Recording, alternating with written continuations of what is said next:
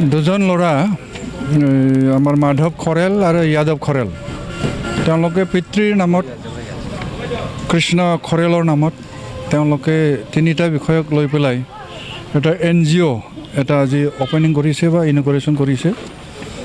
সেই তিনিটা অনুষ্ঠান বিশেষভাৱে স্বাস্থ্যৰ ক্ষেত্ৰত, শিক্ষাৰ ক্ষেত্ৰত আৰু এটা হ'ল স্বাস্থ্যৰ ক্ষেত্ৰত, পৰিৱেশৰ ক্ষেত্ৰত। এই তিনিটা এই কি বুলি কয় স্তম্ভত তেওঁলোকে হাত দিব ওলাইছে।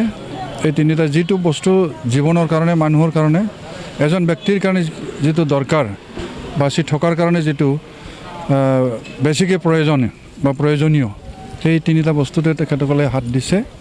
মাধৱ খৰেল আৰু যাদৱ খৰেল, কৃষ্ণ শৰ্মা বা কৃষ্ণ খৰেলৰ পুতেক দুজনে। আমি নথৈ আনন্দিত হৈছোঁ। মোক তেনেকৈ তেওঁলোকে জন্ম পিতা নহ'লেও মোক এনেই দেউতা হিচাপে, দেউতাৰ বন্ধু হিচাপে তেওঁলোকে মানে। সেইকাৰণে মোক আজি প্ৰাক্তন বিধায়ক হিচাপে ইয়াত উপস্থিত থাকিবৰ কাৰণে মোক মাতিছিলে। আজিৰ পৰা এসপ্তাহমানৰ আগতে মই যোৱাকালি আৰু তাৰ আগদিনা 3 দিন আগত মই কোকৰাঝাৰ এই বিজনেছহে আছিলোঁ, বড়ো সাহিত্য সভাৰ তাত প্ৰতিনিধি হিচাপে আছিলোঁ। কিন্তু ৰাতিপুৱা আজি 5টা বজাতে উঠি পেলাই মই আহিব লগা হ'ল এইটো প্ৰগ্ৰামটো উদ্বোধনীত অনুষ্ঠানটি থাকিবৰ কাৰণে। ভাল লাগিছে।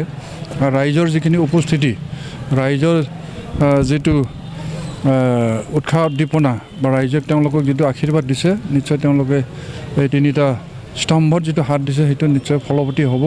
ৰাইজৰ আশীৰ্বাদ থাকিব আৰু ময়ো আশা কৰোঁ আশীৰ্বাদ নিশ্চয় কৰিব। আৰু ভগৱানৰো, ঈশ্বৰৰো তেওঁলোকৰ ওপৰত নিশ্চয় ভগৱান, ঈশ্বৰ বা আল্লাহ, যীশুখ্ৰীষ্ট চবেই সহায় কৰিব, সেইটো আশা কৰিছোঁ। আৰু পুতেক, ডাঙৰ পুতেক যিজনে 42 বছৰৰ পিছত মাত্ৰ 70 বছৰ বুলি কৈছে, সেইটো মই নামানো। 70 বছৰ নহয়, এতিয়া 100 বছৰ মানুহ বাচি থাকিব লাগে।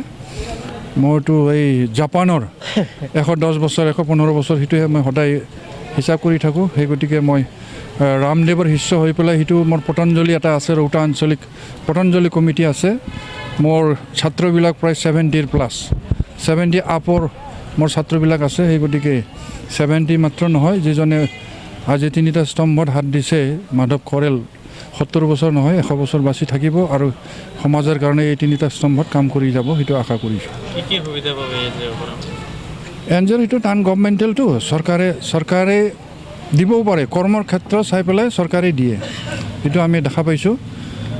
যেনেকৈ আমাৰ গছ ৰোৱা এই মাজুলীৰ যিজন পেগু নে কি আছিলে গছ ৰোৱাজন,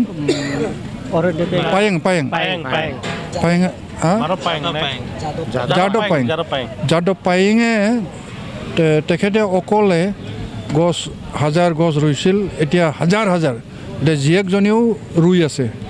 সেইটোত নিশ্চয় কিবা এই চৰকাৰৰ সহায় আছে, সহায় সহযোগ আছে। আৰু তেওঁলোকেও যদি নাম গভৰ্ণমেণ্টেল যদিও কৈছে, তথাপিও পিছত তেওঁলোকৰ তেতিয়া ইণ্টাৰনেশ্যনেলি কিছুমান চেৰিটি ফাণ্ড আছে, সেইবিলাক পাবলৈ তেওঁলোকে সক্ষম হ'ব।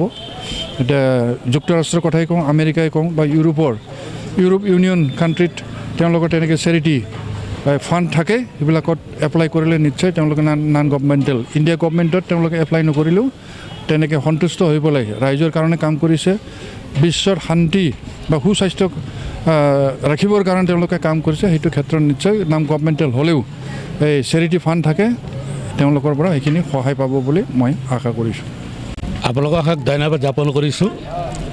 আজি আমাৰ ৰৌতাবাসীয়ে অতি লাগতিয়াল এটা ফাউণ্ডেশ্যন আৰম্ভ কৰিবলৈ সক্ষম হৈছে, KK ফাউণ্ডেশ্যন, কৃষ্ণ খৰেল ফাউণ্ডেশ্যন। ইয়াক তেওঁলোকে 3টা উদ্দেশ্য লৈছে, যি 3টা উদ্দেশ্য আজি মানৱ সমাজৰ কাৰণে আৰু বৰ্তমান পৰিস্থিতিৰ কাৰণে অতিকৈ দৰকাৰী। আজিকালি চৰকাৰে প্ৰতিটো শিক্ষানুষ্ঠানবিলাকক আজি আমাৰ এই পৰিৱেশ সম্পৰ্কত, শিক্ষাৰ সজাগতা সম্পৰ্কত, স্বাস্থ্যৰ প্ৰতি সম্পৰ্কত বিভিন্ন ধৰণৰ তেওঁলোকে পৰিকল্পনা লৈছে আৰু সমাজৰ প্ৰতি সজাগ কৰাবৰ কাৰণে তেওঁলোকে প্ৰচেষ্টা কৰিছে। সঁচাকৈ আজি আমাৰ তেওঁলোকৰ সন্তানে KK ফাউণ্ডেশ্যন মাৰফতত তেওঁলোকে পৰিৱেশ সজাগতা, স্বাস্থ্য সজাগতা আৰু শিক্ষাৰ সজাগতা সম্পৰ্কে যিটো ব্যৱস্থা কৰিলে তেওঁলোকে নিজৰ উদ্দেশ্যবিলাক বক্তব্য ৰাখিছে সমাজৰ সহযোগিতা বিচাৰিছে আৰু গোটেই সমাজৰ মানুহবিলাকক যিসকলে ইয়াত উদ্যম ল'ব পাৰে তেওঁলোকক নিমন্ত্ৰণ কৰিছে তেওঁলোকেও কৈছে যে আপোনালোকে যিটো উদ্যম লৈছে ভৱিষ্যত প্ৰজন্মৰ কাৰণে তাৰ কাৰণে প্ৰত্যেকে ইভেন চৰকাৰেও বিভিন্ন ধৰণে তেওঁলোকে সহায় সহযোগ কৰিব তাৰ কাৰণে বিভিন্ন বিভাগ চৰকাৰী বিভাগ আছে সমাজ কল্যাণ বিভাগ আছে অন্যান্য বিভাগ আছে তেওঁলোকৰ সহযোগ কৰি অনাগত দিনবোৰৰ নেক্সট জেনেৰেশ্যনবিলাকত অহা জেনেৰেশ্যনৰ কাৰণে যিটো ব্যৱস্থা ফাউণ্ডেশ্যন যিটো ক্ৰিয়েট কৰিব লাগে সেই ব্যৱস্থা তেওঁলোকে কৰিবলৈ ওলাইছে মই তেওঁলোকক আপোনালোকৰ মাৰফতত অশেষ ধন্যবাদ জ্ঞাপন কৰিছোঁ অনাগত দিনবোৰত এই পৰিৱেশে সঁচাকৈ এই অঞ্চলবিলাকক আৰু এই অঞ্চলৰ পিছতেই ষ্টেট পৰ্যায়ত ইণ্টাৰনেশ্যনেল পৰ্যায়ত হয়তো এই সুবিধাটো অৰ্জন কৰিবলৈ সক্ষম হ'ব তাকে কামনা কৰিছোঁ আৰু সুবিধাটো প্ৰতিটো ক্ষেত্ৰত বৈজ্ঞানিক দৃষ্টিভংগীৰ পৰাও অশেষ সুবিধাবিলাক পোৱাৰ সক্ষমতা আছে শিক্ষাৰ ক্ষেত্ৰত এতিয়া যিবিলাক ল'ৰা ছোৱালীবিলাকে এতিয়া ফাইনেন্সিয়েল অৱস্থাৰ কাৰণে তেওঁলোকে হয়তো মেৰিট থাকিলেও তেওঁলোকৰ মানে মেধা শক্তি থাকিলেও তেওঁলোকৰ বিভিন্ন সুবিধা নাথাকিব পাৰে আৰু তেওঁলোকে কেৰিয়াৰ কাউন্সিলিঙৰ কাৰণে জীৱন গঢ়াৰ কাৰণে যিবিলাক ব্যৱস্থা থাকে ৰাস্তা যিবিলাক থাকে সেই ৰাস্তাটো নাজানিব পাৰে অসুবিধাৰ কাৰণে সেই ব্যৱস্থাবিলাক এওঁলোকে ৰাস্তাবিলাকক বিভিন্ন ধৰণে দেখুৱাব ইভেন তেওঁলোকে আৱশ্যক হ'লে আৰ্থিক দিশত সহযোগ কৰি হ'লেও তেওঁলোকে আগবঢ়াই নিয়াৰ ক্ষেত্ৰত বৰ্তমান পৰিস্থিতি সাপেক্ষৰ শিক্ষাত তেওঁলোকে সহায় কৰিব সক্ষম হ'ব